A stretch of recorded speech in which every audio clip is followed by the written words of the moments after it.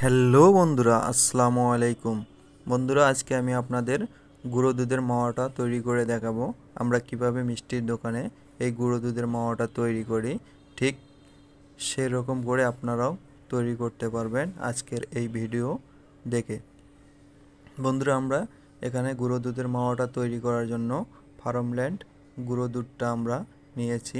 আপনারা চাইলে যে কোনো কোম্পানিরটা নিতে পারেন, তাতে কোনো সমস্যা নেই। আমরা মাওয়াটা হোয়াইট রাখার জন্য আমরা ফার্মল্যান্ড গুঁড়ো দুধটা ব্যবহার করি।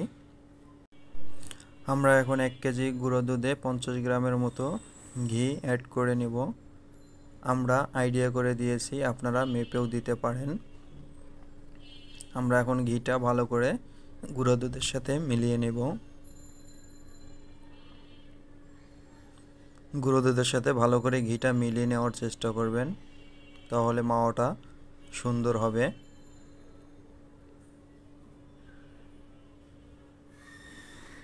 বন্ধুরা, যদি আমার এই চ্যানেলে নতুন হয়ে থাকেন তাহলে চ্যানেলটি প্লিজ সাবস্ক্রাইব করবেন পরবর্তী ভিডিও সবার আগে পেতে।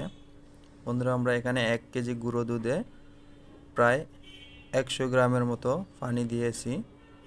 আপনারা প্রথমে 100 গ্রামের থেকে কম পানি দেবেন, কারণ আপনারা নতুন, তাই আপনাদের পানিটা বেশি হয়ে যেতে পারে।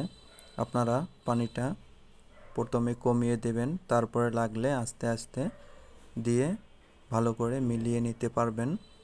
আর যদি গুঁড়ো দুধের মাওয়াটা তৈরি করতে পানির পরিমাণটা বেশি হয়ে যায়, তাহলে মাওয়াটা ভালো হবে না। দেখুন, আমাদের পানি প্রথমে যেটা দিয়েছিলাম আমাদের সেটাতে হয়ে গেছে, আমাদের আর দ্বিতীয়বার পানি দেওয়া লাগে নাই। বন্ধুরা, আপনারা আস্তে আস্তে পানি দিয়ে মাওয়াটা তৈরি করে নেবেন। দেখুন, আমাদের মাওয়াটা হয়ে গেছে। আমরা এখন একটু রেস্টে রেখে দেব 10 মিনিটের জন্য। আমাদের 10 মিনিট রেস্টে রাখার পরে দেখুন আমাদের মাওয়াটা শক্ত হয়ে গেছে। আমরা এখন চালনি দিয়ে একটা চেলে নেব মাওয়াটা। দেখুন, এখানে আমরা একটা নেট দিয়ে চালনি তৈরি করে নিয়েছি। সেই চালনিটা দিয়ে এখন আমরা মাওয়াটা চেলে নিব। আর আমরা নেটের নিচে কিন্তু বল দিয়ে দিয়েছি। দেখুন, বলটা কিন্তু দেখা যাচ্ছে, তারপরও ভালো করে আপনাদের দেখিয়ে দিলাম। আমরা নেটের নিচে বল দিয়ে তারপর নেটটা উপরে বসিয়ে চেলে নিচ্ছি। আপনাদের বাসা বাড়িতে এরকম নেট না থাকলে আপনার যে কোনো ছাঁকনি দিয়ে আপনারা চেলে নিতে পারেন, নেটের ছাঁকনিগুলো দিয়ে।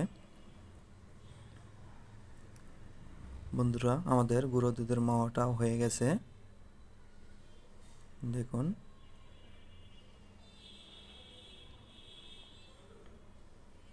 আমাদের ভিডিওটা না টেনে দেখার জন্য আপনাদের অসংখ্য ধন্যবাদ।